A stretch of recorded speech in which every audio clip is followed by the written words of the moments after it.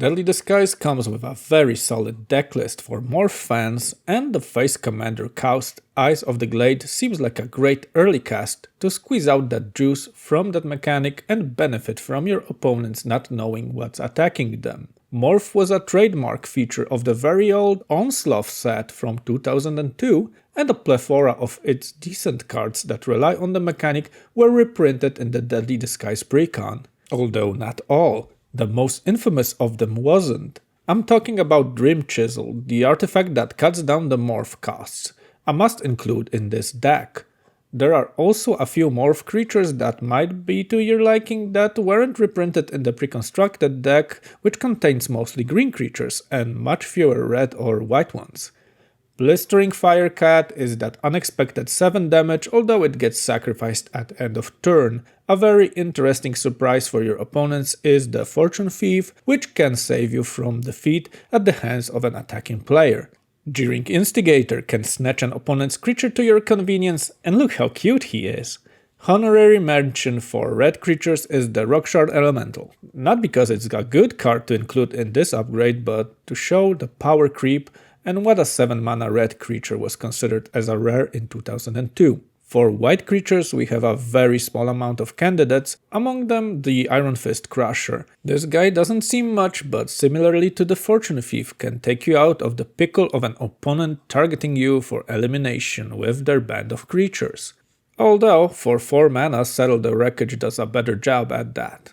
Some more protective plays come with Defender of the Order, Weathered Bodyguards and Karona's Zealot, although their only positive trait at this point is that they're morph creatures. As for enchantments, Tribute of the World Tree is a great choice to include if you want to strengthen those puny face-down creatures but also draw cards when they turn up and have power 3 or greater. But enough about morphs and cost. This deck has a much more interesting commander in my opinion, Dusana the Rage Mother. The secondary commander of the precon might appear bland, but when you think about all those 2/2 creatures that do cool stuff but aren't combat material, now they are, because they technically become 5/5s when they attack with Dusana on the table. That's right, think of the value you'd get from Fable of the Mirror Breaker and both the Goblin Shaman token and the Reflection itself getting +3/+3. Even the classic Solemn Simulacrum gets a lot of value from being a small creature here. Very decent removal 2/2 is Brutal Cathar, known from the current standard as one of the most overused cards in mono-white aggro. A similar card to the Cathar is Skyclave Apparition, which has a slightly different effect for the same amount of mana.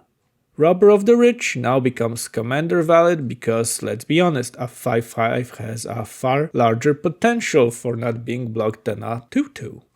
A different robber, the Relic Robber, is a fun troll card for gifting your opponents rocks that stack, also a 2/2 that becomes a 5/5 with Dusana.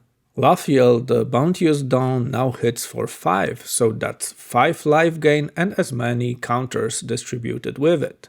Knight of the White Orchid is the classic land fetcher, now a 5/5 with first strike, so combat valid in the early turns.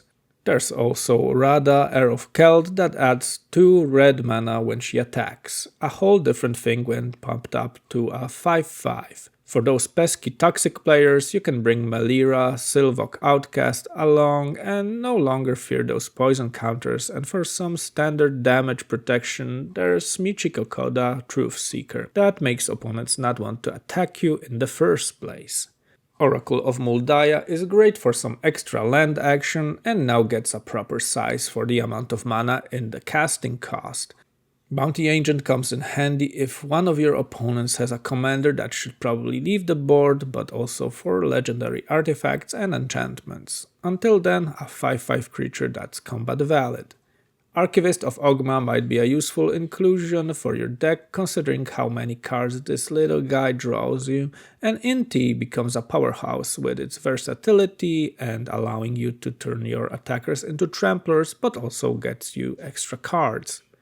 Safi, Eric's daughter, is a bit of an underdog but might prove very useful for protecting your creatures, and she only costs 2 mana. For 3 mana you can cast Arwen, Mortal Queen, and get a way of protecting them in a very different way, as well as gifting lifelink. If you like quirky stuff that makes things chaotic, False Prophet might be that card which turns games into a collection of decisions whether it's worth to attack you or not and risk a wipe. Then we have the classic Captain Sisay that can fetch you the legend you need, and apparently there is a lot of them to choose from. Be sure to like the video if you found it helpful, and if you have a recommendation of your own, the comment section below welcomes your insight. Have a great day, catch you in another video.